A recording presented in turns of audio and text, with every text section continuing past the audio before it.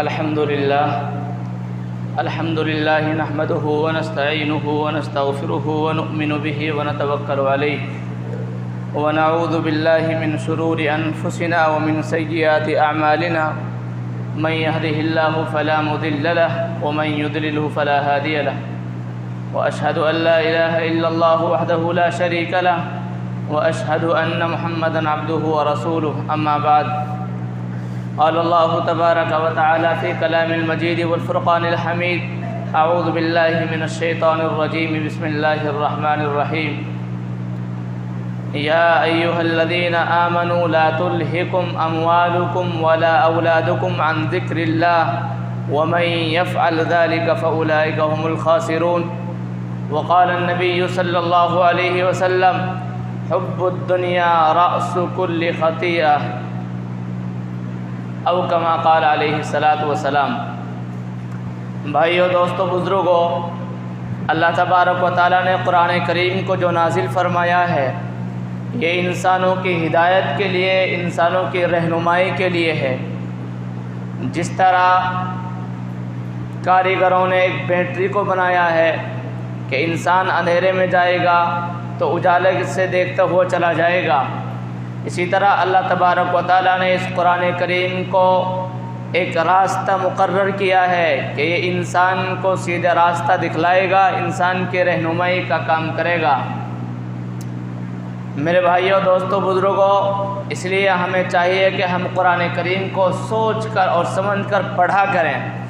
اگر پڑھنا نہیں آتا تو سنا کریں، علماء سے جا کر قرآن کی تفسیر کو پوچھو، قرآن کو سنو ان کے پاس جا کر۔ ہم نماز میں پڑھتے ہیں سورتوں کو الحمد پڑھتے ہیں، اس کا مطلب کیا ہے، اعوذ اور بسم اللہ کا مطلب کیا ہے، اور نماز میں جو سورت پڑھتے ہیں اس کا مطلب کیا ہے، تب ہمیں پتہ چلے گا کہ قرآن کریم کیا بیان کرتا ہے۔ اللہ تبارک و تعالیٰ نے قرآن کریم میں ارشاد فرمایا ہے مال اور اولاد کے متعلق۔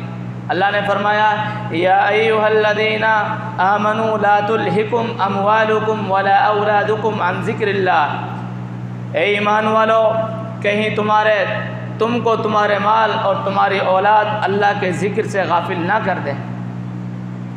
ومن یفعل ذلک، اگر تم کو تمہارے مال نے، تمہاری اولاد نے اللہ کے ذکر سے غافل کر دیا، اللہ کی عبادت سے دور کر دیا، اللہ کی نافرمانی پر انہوں نے لگا دیا، اللہ تعالیٰ بیان فرماتے ہیں وَمَن يَفْعَلْ ذَلِكَ فَأُولَئِكَ هُمُ الْخَاسِرُونَ، جو انسان اللہ کی نافرمانی کرے گا مال کے چکر میں، اولاد کے چکر میں آ کر، اللہ تعالیٰ فرماتے ہیں یہی لوگ ہیں جو نقصان اٹھانے والے ہیں، خسارہ والے ہیں، نقصان والے ہیں۔ اور دوسری جگہ اللہ تعالیٰ نے ارشاد فرمایا انما اموالکم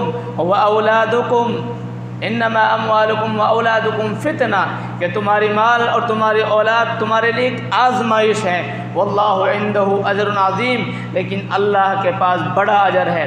تو اس لیے میرے بھائیوں، ہم ایسا نہ ہو کہ کہیں مال کے چکر میں آ کر، اولاد کے چکر میں آ کر اپنے آپ کو اپنے رب سے دور کر دے۔ مال کیا کرتا ہے؟ مال جب انسان کے پاس دولت آتی ہے، مال آتا ہے تو وہ انسان آوارہ گردی کرتا ہے، وہ انسان اللہ کی نافرمانی میں اس مال کو لگاتا ہے، یہ مال اس کو اللہ سے دور کرتا ہوا چلا جاتا ہے۔ جس کے پاس زیادہ مال ہوتا ہے اتنا ہی اللہ سے دور ہوتا چلا جاتا ہے۔ اکثر واقعات ایسے ہی ہیں، دیکھ لینا آپ، پورے دنیا میں اکثر واقعات ایسے ہی ملیں گے، جس کے پاس مال زیادہ ہوگا وہ اللہ سے اتنا ہی دور ہوگا، اس لیے کہ یہ مال انسان کو اللہ سے دور کر دیتا ہے۔ ہاں، ایسے واقعات بھی گزرے ہیں کہ جن کو اللہ تعالیٰ نے مال بھی دیا، دولت بھی، سب کچھ اللہ نے ان کو نوازا، لیکن وہ بڑے دیندار ہو کر گزرے ہیں، جس کی ہم تقلید کرتے ہیں امام ابو حنیفہ، امام اعظم رحمۃ اللہ علیہ، بہت بڑے تاجر تھے، بہت بڑے مالدار تھے، ایک طرف بہت بڑے مالدار ہیں، ایک طرف بہت بڑے تاجر ہیں، تو دوسری طرف اللہ تعالیٰ نے ان کو ایک دنیا کا امام بنایا، دنیا کا امام بنایا کہ دنیا ان کی تقلید کرتی ہے، ان کو مانتے ہیں، ان کے مسائل پر چلتے ہیں۔ یہ مال کتنی خراب چیز ہے، یہ دولت انسان کو کیسے گمراہ کرتا ہے۔ بنی اسرائیل کے دور میں حضرت موسیٰ علیہ السلام، میں مال کے اوپر ایک واقعہ تذکرہ کر رہا ہوں کہ کہ بنی اسرائیل کے دور میں حضرت موسیٰ علیہ السلام ایک راستے سے گزرے جا رہے تھے۔ جب راستے سے گزرے جا رہے تھے تو دیکھا ایک شخص بیٹھا ہوا ہے اور انہوں نے ایک ریت کا ڈھیر بنا رکھا ہے، ریت کا کڈھا جس کو ہم ڈھیر کہتے ہیں، ڈھیر بنا رکھا ہے، اور وہ اللہ سے دعا کر رہا ہے، یا اللہ اس ریت کے ڈھیر کو تو سونے کا بنا دے۔ وہ اللہ سے دعا کر رہا ہے، سامنے ریت کا ڈھیر بنا رکھا ہے انہوں نے، جس طرح ہمارے بچے بنا کر کھیلتے رہتے ہیں، انہوں نے ڈھیر بنا رکھا اور اللہ سے دعا کر رہا ہے، اللہ تو اس ریت کے ڈھیر کو سونے کا بنا دے۔ حضرت موسیٰ علیہ السلام نے اپنے کانوں سے یہ آواز سنی اور آگے چل دیے۔ جب واپس آنے لگے حضرت موسیٰ علیہ السلام، اس سے پہلے اللہ تبارک و تعالیٰ نے اس کی دعا کو قبول کر لیا اور اللہ تعالیٰ نے اس ریت کے ڈھیر کے 3 ڈھیر سونے کے بنا دیے۔ 3 ڈھیر کتنے بنا دیے؟ سونے کے بنا دیے۔ اس کے بعد کچھ دیر کے بعد جب وہ سونے کے بن گئے، اب وہ یہ خیال کرتا ہے ان کو لے کر جاؤں گا، ضرور لے کر جاؤں گا، ایسا نہیں کہ چھوڑ کر چلا جاؤں، لیکن 3 ڈھیر ایسے بن گئے کہ ایک آدمی کے پاس نہیں چل سکتے ہیں، لیکن مال کی محبت ہے، ایسا نہیں کر سکتا کہ ایک کو لے جاؤں اپنی زندگی اسی سے بسر کر لوں، نہیں، اس نے خیال کیا 3 کو ہی لے کر جاؤں گا، اور 3 اس کے پاس چلتے نہیں۔ مالی کی تو محبت ہے، دیکھا آگے چل کے کیا ہوتا ہے۔ اس کے بعد 2 چور آتے ہیں، جب 2 چور آئے وہاں سے گزر ہوا، انہوں نے دیکھا کہ ایک شخص بیٹھا ہوا ہے اور یہ جو ڈھیر اس کے سامنے وہ سونے کے بنے ہوئے ہیں 3 ڈھیر، ہم تو 2 آدمی ہیں، اس کو مار ڈال دیں گے، چوری کرنے کی کیا ضرورت ہے، ہم اس مال کو لوٹ لیں گے اور اس آدمی کو مار ڈالیں گے، ہمارے پاس بہت سارا سونا جمع ہو جائے گا، ہم مالدار ہو جائیں گے۔ جب وہ دونوں چور آتے ہیں تو وہ آدمی کہنے لگتا ہے، بھائی مجھے مارنا مت، ہم تمہارے لیے ہم سب آدھا آدھا بٹا لیں گے، 3 ڈھیر ہے، تینوں ایک ایک کر لیں گے۔ چلو ٹھیک ہے، لیکن چوروں نے اپنے دماغوں کے اندر ایک پلاننگ بنائی، کیونکہ چوروں کا دماغ جب چوری کرتا ہے تو چوری کرنے سے پہلے پلاننگ بنا لیتا ہے، پلاننگ بنائی کہ اس کو ہم کھانا لینے کے لیے بھیج دیں گے اور جب یہ آئے گا ترنت اس کو مار ڈالیں گے، سارا مال بھی ہمارا ہو جائے گا، مال لے کر واپس چلے جائیں گے۔ جب یہ 3 آدمی جمع ہو گئے، اس نے کہا کہ بھائی آپ شہر چلے جاؤ اور کھانا لے کر آ جاؤ، 3 آدمی کھانا کھا لیں گے، اس کے بعد اپنے مال کو تقسیم کر لیں گے۔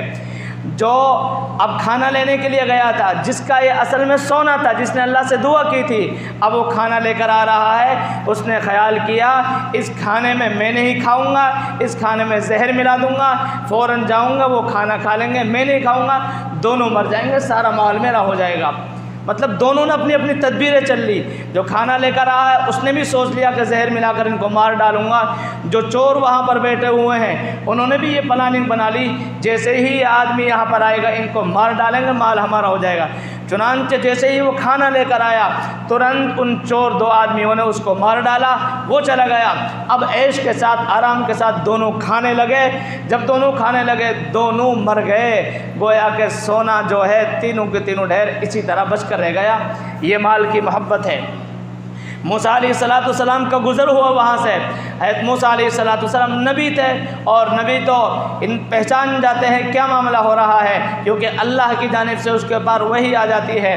چنانچہ دیکھا کہ 3 آدمی مرے ہوئے ہیں، سونا کا ڈھیر بھی اسی طرح ہے، انہوں نے اللہ سے دعا کی، یا اللہ ایسے منحوس مال سے، ایسے مال سے جو ہماری جان کا لے کر ہو جائے، جو ہماری دین کا لے کر ہو جائے، ہماری جنت کا لے کر ہو جائے، اللہ ہماری حفاظت فرمائے ایسے مال سے۔ یہ مال کی محبت ہوتی ہے۔ لیکن دوسری طرف اگر مال اچھا ہوتا ہے، اگر کمائی اچھی ہوتی ہے، انسان اللہ کی بھی مانتا ہے، اللہ کی اطاعت فرما برداری کرتا ہے، تو دوسری طرف یہ مال اس کے لیے بہت ساری برکات کا ذریعہ بن جاتا ہے، جنت کا دخول کا ذریعہ بن جاتا ہے، عزت اور دولت کا اس کا ذریعہ بن جاتا ہے۔ سعودی عرب سے ایک شخص آتا ہے ہندوستان میں کمانے کی نیت سے۔ جب ہندوستان آیا، ہندوستان کے بادشاہ کو معلوم ہوا کہ عرب سے ایک آدمی بڑا دیندار آدمی ہے، بڑا نیک آدمی کمانے کے واسطے آیا ہے، تو اس کو اپنے پاس بلا لیا، اپنے پاس رکھا اس کو۔ جب اس کو 6-7 مہینے گزر گئے، انہوں نے عرض کیا جناب مجھے گھر جانا ہے، ان کے لیے چھٹی نہیں دی، بار بار اصرار کیا۔ جب ان کو چھٹی دے دی، ان کو جب چھٹی دی 7-8 مہینے میں 1 روپیہ ان کے لیے قیمت کے طور پر دے دیا، تو انہوں نے سوچا کہ بھئی 1 روپے کا کیا ہوتا ہے، لیکن وہ صبر کر کر یہاں سے چل دیے۔ ہندوستان سے 1 روپیہ لے کر صبر کر کر چل دیے. جب وہ ایئرپورٹ پر پہنچتے ہیں وہاں پر دیکھتے ہیں کہ سنترے بک رہے ہیں. 1 روپیہ کے سنترے خریدے 2 ٹوکری سنترے خریدے انہوں نے. ان کو لے کر جب جہاز میں سوار ہوتے ہیں, جہاز میں سوار ہونے کے بعد جس شہر میں جا کر جہاز اترتا ہے تو وہاں پر ایک بہت بڑا وزیر اور ایک بہت بڑا بادشاہ تھا اس شہر کا. اس کا لڑکا بیمار تھا اور اس نے تمام علاج کرا لیے. حکیموں نے علاج کر لیا, طبیب اور ڈاکٹروں نے علاج کر لیا, وہ صحیح نہیں ہوتا. اور اس بادشاہ نے کہہ دیا اگر کچھ دیر میں میرا لڑکا صحیح نہیں ہوا, تمام ڈاکٹروں کو, تمام طبیبوں کو, تمام حاکموں کو سولی دے دوں گا, سب کو قتل کر دوں گا. پہلے دور کا بادشاہوں کا معاملہ ایسے ہی ہوا کرتا تھا. چنانچہ انہوں نے کہا کہ بادشاہ ایک چیز تو ہے جس سے آپ کا بچہ صحیح ہو سکتا ہے, بتائیے کیا بات ہے. فرمایا کہ اگر اس کو سنترے کا جوس مل جائے تو یہ صحیح اور درست ہو سکتا ہے. فرمایا کہ جاؤ دیکھو, کیونکہ وہ دور تھا, سنترے کا موسم کا دور نہیں تھا, لیکن ہندوستان میں اس وقت سنترے لگا کرتے تھے, وہ سنترا کا موسم تھا ہندوستان میں. جاؤ جہاز ایئرپورٹ پر جاؤ, کوئی جہاز والے آئے ہوں گے اور ہندوستان سے سنترا لے کر آئے ہوں گے, ان سے لے کر آ جانا. جب وہ ایئرپورٹ پر پہنچتے ہیں تو پوچھا گیا کون سنترا لے کر آیا ہے. وہی آدمی جو ہندوستان سے 7-8 مہینے میں 1 روپے لے کر جاتا ہے, 1 روپے کے 2 ٹوکری سنترا خریدتا ہے, ان کو لے کر جاتا ہے. انہوں نے فرمایا میرے پاس سنترا ہے. 2 سنترا اس کے پاس سے لے کر آئے, جوس نکالا, جوس اس لڑکے کو پلایا بادشاہ کے, وہ ٹھیک ہو گیا. بادشاہ نے کہا کہاں سے لے کر آئے؟ ایئرپورٹ سے لے کر آئے ہیں, جاؤ اور لے کر آؤ. دونوں ٹوکری اس نے دے دی. بادشاہ نے فرمایا اس آدمی کو بھی لے کر آؤ. جب اس آدمی کو لے کر آئے تو بادشاہ نے کہا مانگ کیا مانگتا ہے؟ کیوں؟ اس لیے کہ وہ تو بادشاہ حکومت تھے, جو چاہے دے دیں گے ان کو. بادشاہ نے کہا مانگ کیا مانگتا ہے؟ کہا مجھے کچھ نہیں چاہیے. بادشاہ نے کہا اے وزیرو, اے میرے نوکرو, جاؤ ہوائی جہاز کے ڈرائیور سے جا کر کہہ دو جب تک بادشاہ حکم نہ دے دے اڑائے نہ جہاز کو. اور فرمایا اپنے وزیروں سے جاؤ اتنا خزانہ, اتنا مال اس کے جہاز پر سوار کر دو, 7 نسلوں تک جو لوگ کھاتے رہے اتنا مال اس کے لیے سوار کر دو. چنانچہ اتنا مال سوار کیا گیا, اتنا مال کے جہاز بھر گیا, 7 نسلوں تک جو اس کی پیڑھیاں کھاتی رہیں. یہ بتاؤ کہاں سے آیا؟ یہ 1 روپے کی بدولت ہے, جو 1 روپے اسے بڑی محنت کے ساتھ, بڑی اچھائی کے ساتھ اللہ کی بھی فرما برداری کی, اللہ کی فرما برداری کی, اللہ کی اطاعت کی. یہ 1 روپیہ ملا اللہ کی اطاعت کے ساتھ, اور حلال کمائی کے ساتھ 1 روپیہ ملا ہے. اس 1 روپیہ کے بدلے میں اتنی دولت اللہ نے اس کو دے دی کہ اللہ تبارک و تعالیٰ نے اتنی برکت دی اس 1 روپے کے ذریعے سے, 7 نسلوں تک اس کا کھانا چلتا رہا. یہ ہے میرے بھائیوں, اس لیے ہم کوشش کریں مال سے اور اولاد سے اپنے آپ کو بچائیں, اپنی اولاد کو, اپنے مال کو صحیح جگہ پر لگانے کی کوشش کریں. اپنی اولاد کو آوارہ گردی پر لگائیں گے, یوں ہی آوارہ گردی میں گزار دیں گے, حرام کاریوں میں گزار دیں گے, حرام کمائی میں لگا دیں گے. میرے بھائیوں یہ اولاد ہمارے لیے فتنہ بن جائے گی, یہ اولاد ہمارے لیے ہلاکت کا ذریعہ بن جائے گی. مال کو ہم کمائیں گے حرام جگہ سے, یہ مال ہمارے لیے فتنہ کا ذریعہ بن جائے گا. مال کو کمائیں گے حلال طریقے پر, یہ مال ہم کو جنت میں داخلہ کا سبب بن جائے گا. اللہ کے رسول نے فرمایا حب الدنیا رأس کل خطیئۃ, کہ دنیا کی محبت ہر گناہ کی جڑ ہے. دنیا سے اتنی زیادہ محبت کرنے کی ضرورت نہیں. اللہ کے رسول نے فرمایا ایک دور آئے گا کہ لوگ تم پر ٹوٹ پڑیں گے, غیر تم پر ٹوٹ پڑیں گے اور تم کو مارنے کے در پر ہو جائیں گے. اللہ تعالیٰ تمہارے دلوں سے, تمہارے دلوں کے اندر غیروں کی طاقت کو ڈال دیں گے کہ غیر ہم کو مار ڈالیں گے, اور غیروں کے دل سے تمہاری محبت کو نکال دیں گے, وہ تم پر ظلم و زیادتی کریں گے. اللہ کے رسول نے فرمایا, اللہ کے رسول صلی اللہ علیہ وسلم نے فرمایا کہ تمہارے دل میں وہ وہن ہوگا, वहन, जिसके दिल में वहन होगा। साहबा ने फरमाया अल्लाह के रसूल वहन क्या चीज़ है? फरमाया अल्लाह के रसूल ने हुब्बुद दुनिया व कराहियतुल मौत, दुनिया की मोहब्बत जब तुम्हारे दिलों में हो जाएगी, दुनिया को तुम बड़ी समझोगे, माल और दौलत को तुम बड़ा समझोगे कि माल और दौलत इज़्ज़त देता है, व कराहियतुल मौत, और मौत को नापसंद करोगे। ये दो चीज़ें जब तुम्हारे अंदर हो जाएंगी तो गैर तुम पर कब्ज़ा कर लेंगे, गैर तुमको मार डालेंगे। आज हालात ऐसे ही हुए पड़े हैं, गैर हमारे ऊपर हाइल हो चुके हैं, हम मगलूब हो चुके हैं, वो गालिब होते जा रहे हैं। हालांकि कुरान का वादा क्या है, हदीस का वादा क्या है?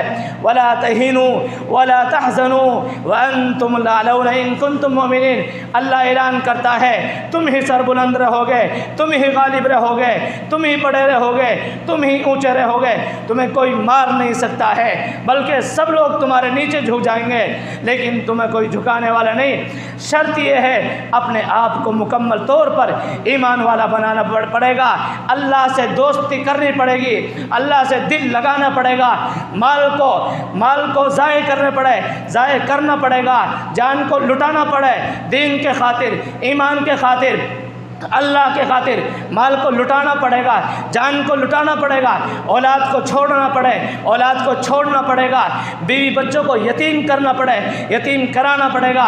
ये किसके लिए? ये अल्लाह के लिए है, ये जन्नत के लिए है। क्यों? कुरान ऐलान करता है इन्नल्लाह अश्तरा मिनल मुमिनीना अनफुसहुम व अमवालहुम बिअन्न लहुमुल जन्नह, कि अल्लाह ने मोमिनीन की जानों को ख़रीद लिया है, उनके माल के बदले में, उनकी जानों के बदले में। ये माल भी अल्लाह का, ये जान भी अल्लाह की। फिर क्यों हम अपनी जानों को फजूल बर्बाद कर रहे हैं? क्यों हम अपने माल के चक्कर में आकर अपनी आखिरत को क्यों बिगाड़ रहे हैं? इसलिए मेरे भाइयों, कोशिश करो कि हम अपनी दुनिया को भी अच्छी बनाएं, हम अपनी आखिरत की तरफ निगाह रखें, अपने अल्लाह से यारी लगाएं, अपने अल्लाह से मोहब्बत करें। हमें कल मरना है, कल कब्र में जाना है, कल हमें हशर में अल्लाह के सामने होना है। ये ताकत भी ख़त्म हो जाएगी, बादशाहत का नाम भी ख़त्म हो जाएगा। अल्लाह के सामने तो वही लोग कामयाब होंगे जो अल्लाह की मान कर जाएंगे। इसलिए मेरे भाइयों, कोशिश करो हम दुनिया में रहकर अल्लाह तबारक व तआला की इताअत और फर्माबरदारी के साथ हमारा वक्त गुजरे। अल्लाह मुझे भी और आप सबको अमल की तौफीक नसीब फरमाए।